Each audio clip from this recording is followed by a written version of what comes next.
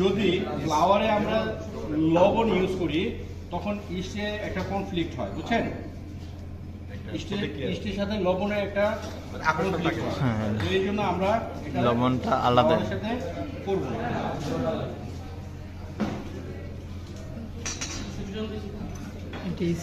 হ্যাঁ, east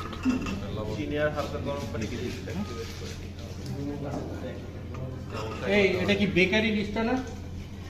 bakery ঠিক আছে না?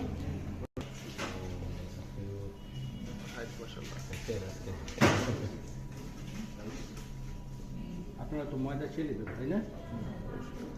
আমাদের আজকে প্রথম। আপনারা তো বেকিং আইটেম করেন না। এমনি ময়দাটা চেলে নিবেন, অনেক সময় পোকা থাকে, প্যাকেটেতেও থাকে। আপনারা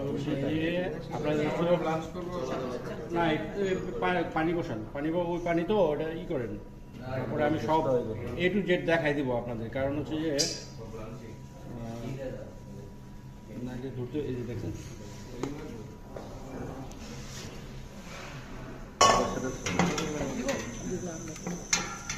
ঢালেন।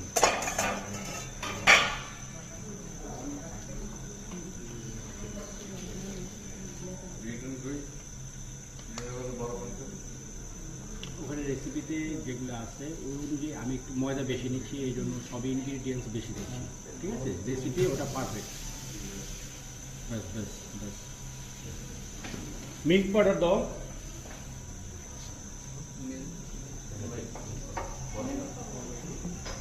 এই রিটার্ন মিল্ক পাউডার দাও।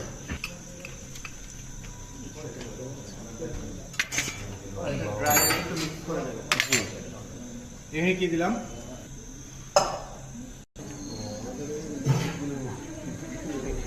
এই তো এটা ভালো কথা কইছি।